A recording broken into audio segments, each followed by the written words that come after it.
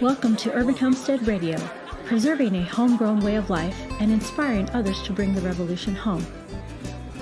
Thanks to the support of our sponsor, Lehman's. For over 60 years, they have provided practical, non-electrical tools, appliances, and home goods. When technology fails, their products will certainly work. Check out their website at lehmans.com. That's LEHMANS.com. Let's go down to the Urban Homestead, Pasadena by the freeway. Hi Homesteaders, I'm your host Annie Gervais from the Urban Homestead in Pasadena. I hope this season finds everyone well and counting their blessings. It's a beautiful and unseasonably warm November evening here in Los Angeles, and for COVID safety purposes, we are recording this episode outside, so you will hear outside noises like the freeway and maybe a cat or two, and the ducks putting themselves up and the chickens putting themselves up for the evening. Today, I have the pleasure of interviewing the lovely and talented Katie Glassman. I recently met Katie through one of our Homestead hootenanny musicians, Adam Kulikov. For those who've had the opportunity to attend one of these hootenannies, you might remember Adam and his mandolin. And for those who hadn't had the pleasure of seeing him, you definitely missed out on some magical music memories. Today, he's here also accompanying Katie. So Adam, hi, it's good to see you again. Hi, always great to be at the Homestead. Good to see you. So, hi Katie, I first want to welcome you to Los Angeles. I know you're from Denver, so a warm welcome to you to here to this land of eternal sunshine. Thank you. And beaches and mountains and all that good stuff. So I appreciate you joining me today. And so it was kind of odd. I had this question that I wanted to ask you, and then before we started recording, you in turn wanted to ask me the same question before I even asked you the question. So the question is, what's the difference between a violin and a fiddle? So I get asked this every day of my life, no matter where I am, and I have been trying to gather little videos of everyone telling me what they think their differences are, because no one really, we didn't learn this in school. And so there are all kinds of jokes, like the difference is the nut at the end of the bow, or you can spill whiskey on a fiddle. But really, the truth is that they're the exact same instrument with just a difference in maybe a string preference, or fiddle players play with a slightly flatter bridge, and basically it just depends what genre you're going to play on the instrument. So is fiddle an American word? Is that why we call it a fiddle then? And violin was more the European term, and then it kind of changed with the... Exactly. Okay. In fact, I used to live in France, and they don't even have a translation for the word fiddle. Yeah. So that's a very American. Good interpretation. Good. All right. So speaking of the violin and fiddle and all that stuff, how did you get into the world of music and playing fiddle, violin? I'm definitely a true fiddle player, so you can feel good about calling me that. I went to the Denver Waldorf School, and in 3rd grade, everyone's required to play violin or cello. And my best friend was a fiddle player, and I thought she was really cool. And so my teacher asked what I wanted to play, and I said violin. And next week, a violin arrived for me. I signed up for lessons. The orchestra teacher was a Texas-style fiddle player. And so I just fell in love with the music. She started taking me to fiddle contests around the nation, and wow, that's the story. That's the story. So I guess, is that your first... that's your first, I guess, segue into the musical world. But what's your first musical memory then? Does it predate that? Is there something that said in like, oh, the song, something that ties you to that world of music that, like, I have to play, or I have to sing, or I have to be a part of this, and not just a bystander or an audience member? Yeah, my parents were both musicians, and my mom taught me piano when I was 5. She started me on piano, and I loved it. But I remember singing. At Waldorf, we sang all the time in German class and Russian class, and I just remember loving singing. And my mom actually said that before I could speak, my thing was getting on top of a box and taking all my clothes off and singing at the top of my lungs. sounds like a little bit similar to what I would do. I would, because I live in 10 acres, I'd swing and sing because nobody could hear me. I just swing and sing, just loud as I could be, just swinging and singing. That was one of my favorite musical memories. It's interesting how music ties into our lives like that, and how it brings out certain things that are, powerful and that. So is the violin or fiddle the only thing that you play? I play rhythm guitar. I back up Texas old time fiddle tunes and Western swing, and basically play in jam sessions. And I play a little accordion and still a little bit of piano, but mainly fiddle, guitar, and singing is my world. Okay, so that all sounds good. Do you want to do a little song for us? Yeah. Okay. I thought we'd start with a Texas style fiddle tune that I love called Carroll County Blues, in the key of G for those of you singing along at home.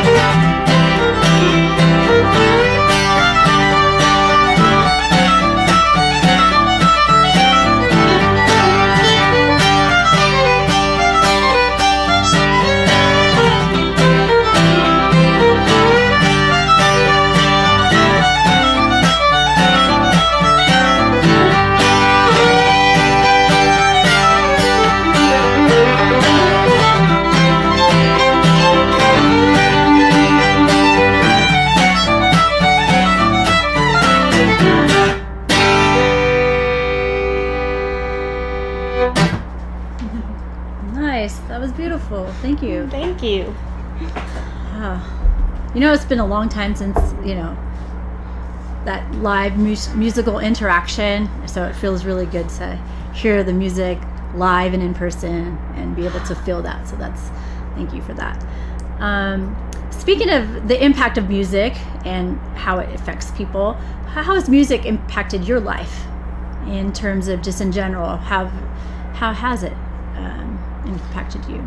Well, it's, on a sarcastic note, it's made me not very well-rounded because I'm in love with music and it's been my entire life from teaching to performing. It's taken me to so many amazing places all over the U.S., all over the world, and I've met so many incredible people through playing music and just fans who are incredible people that have just made my life so rich. And teaching music has been very impactful as well, to be able to pass it along. But it's been my entire life, and I don't know what I would do without it. Well, it's, you know what, it's a blessing to have that. So, you know, that's your passion about, that you enjoy doing, and can make, you know, a little bit of living and do that. So that's amazing. I have a question, like, I know this is maybe broad, but who most influenced you in your maybe style? Is there, so for people who don't know, maybe style or American music or whatever, is there certain people that you say, hey, you know, you should, if you're interested in this sort of music, check out this person or this style? Who would they be? Yeah, absolutely. And I really highly revere my heroes. And so for Texas style fiddle music, my ultimate hero of all time was a fiddle player named Terry Morris. And I believe you can find his recordings on his brother Dale Morris's website.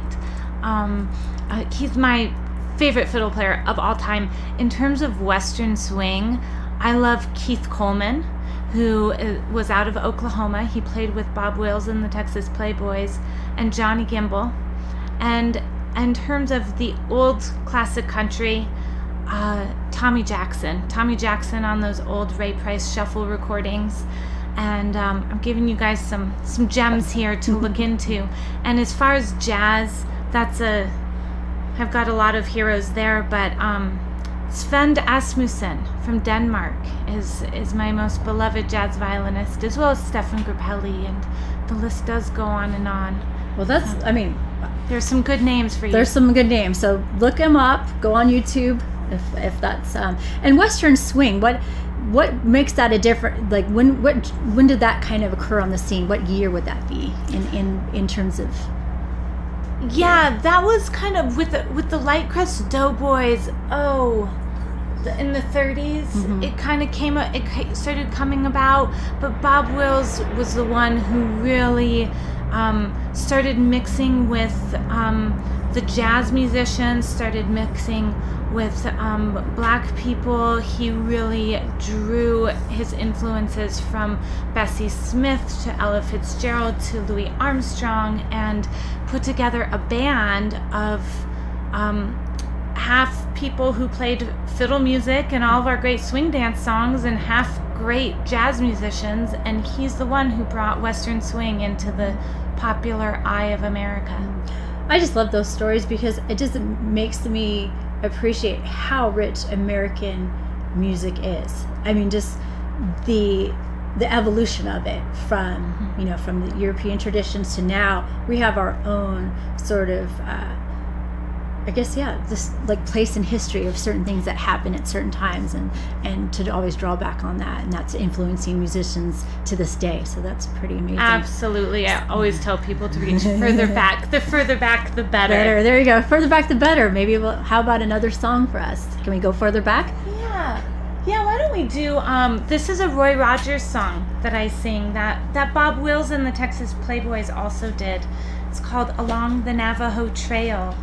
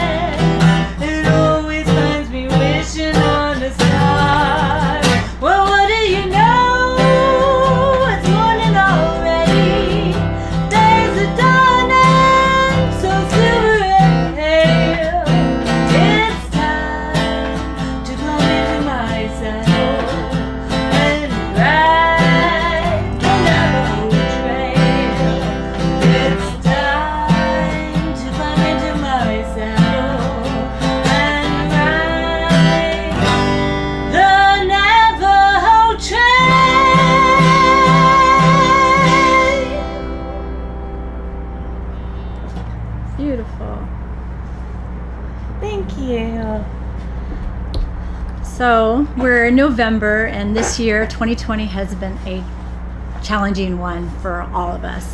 And especially, it's been a challenging one for musicians. How has the pandemic affected you and your musical career? Well, I know it's affected everybody, and so thinking about all you musicians out there and everyone, but obviously all the concerts stopped, and I had shortly before March, I had actually decided to take a break from my touring band.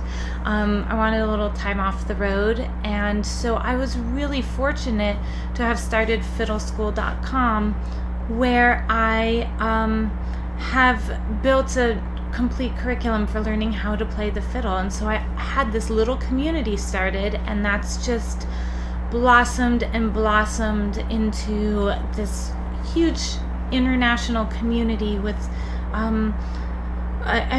it's really blossomed beyond my imagination, to where I teach webinars every week to people who may not be leaving their home right now. And so music has brought so much life into everybody's lives, and it's been an incredibly touching and honorable experience, and to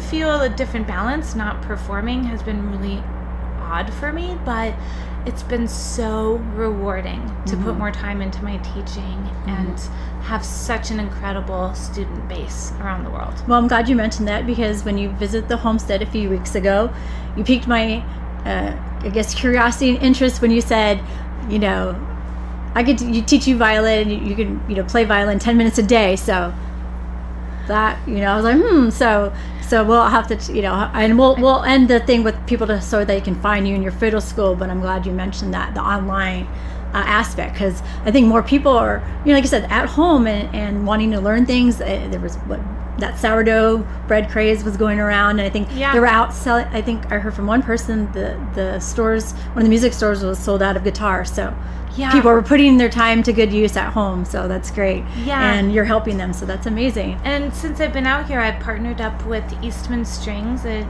California-based instrument maker, and they had me develop a fiddle. So all of these instruments are sold as violins, but we wanted to develop a fiddle for fiddlers by fiddlers, and so I have brought one of those for you to try after we're done today. Pressure's on now.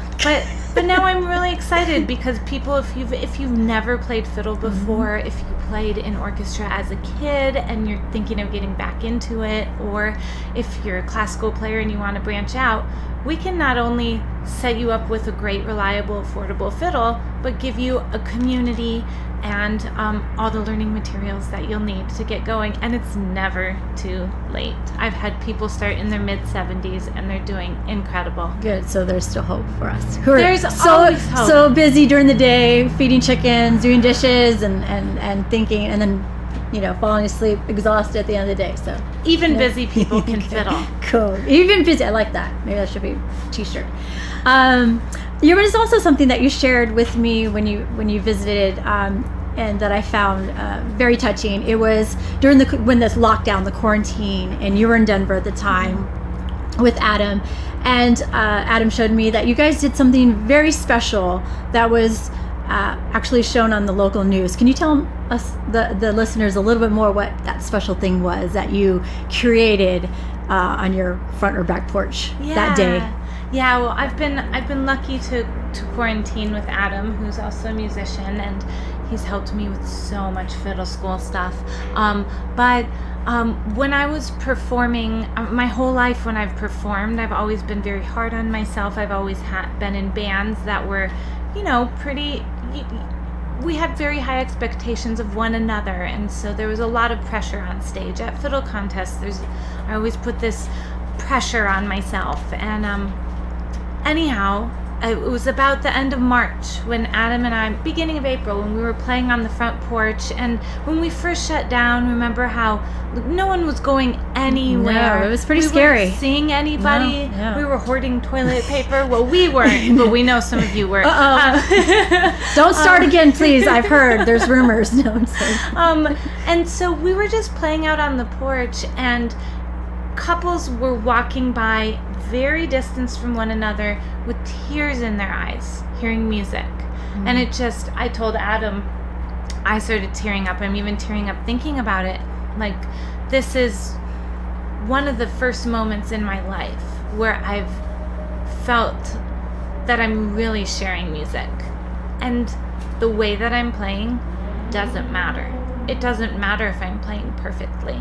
And it was a whole different, I know it's obvious. I know it's an obvious way to think about music. And I tell my students all the time to remember they're sharing a gift. But for me, that was one of the first times in my adult life especially that I remember being touched that much. I mean, it was the most impactful performance. Seeing people come and listen for 5 minutes and then move on so that somebody else could listen. And pretty soon we had people sitting spaced out along the street, and somebody submitted it to the news. We won best social distancing. So the contests never end.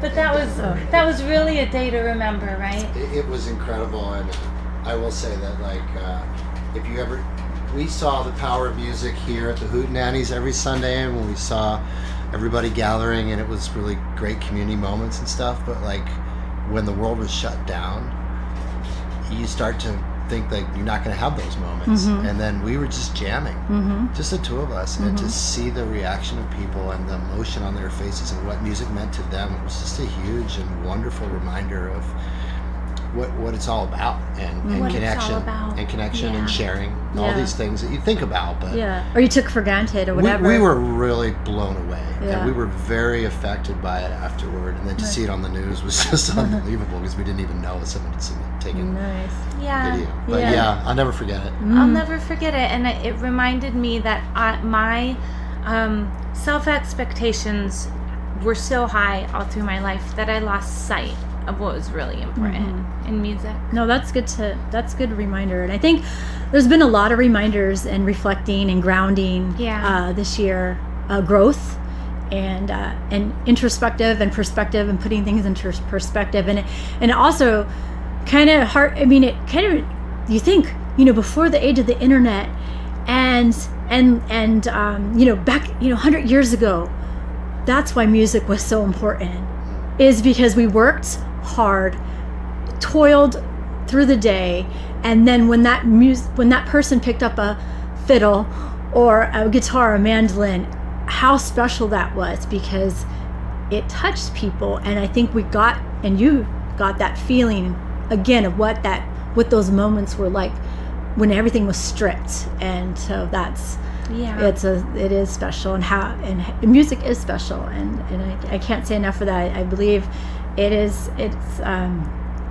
beautiful, and I appreciate you sharing that story, and I hope others will be inspired by that, to not care what they sound like and just go out and play, or go out and sing. I hope we sounded okay, though. Oh, you guys do.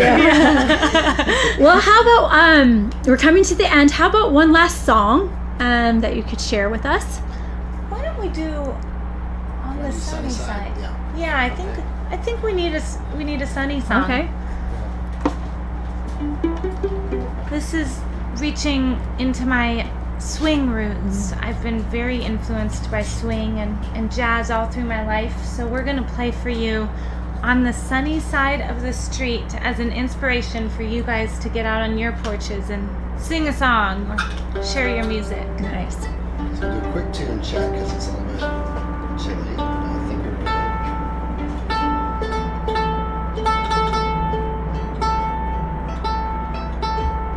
And I'm playing my mandolin, which people know me here. Yes, there we go. You're the mandolin man.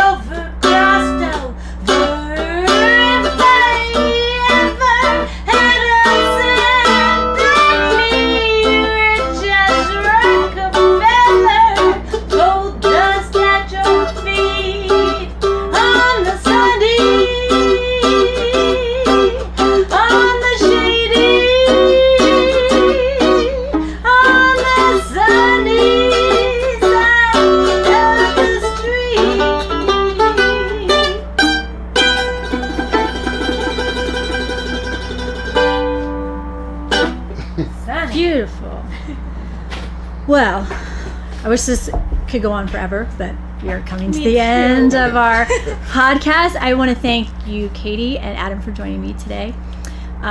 Do you have some final words, Katie, for our listeners and how they can follow you and find you and learn more about your fiddle school? Yeah, and thank you so much for having me today. This is a thrill to be here. You can find me at fiddleschool.com, and I hope you'll join us. It's really an incredible community. We're also on Facebook as Fiddle School, or on Instagram as Fiddle School, and my personal website where I put gigs up, which are not happening at all. So there's basically nothing there right now, is katieglassman.com. But I hope you'll come visit me at fiddleschool.com, where we really believe the music is in your hands. I like that. So there's a quote that I saw that said, sometimes music is the only medicine the heart and soul need.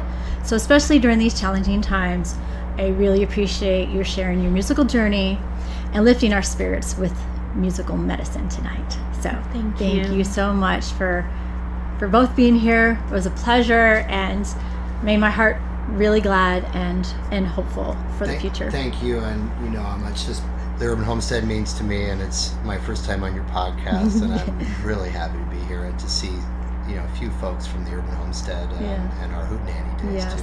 It's been a while. And it's been really great to, you know, help out with Fiddle School and see the community, the growth of it, and all the connection and positivity that happens there. It's really quite a magical thing in these times. Yeah. I've enjoyed it. Good.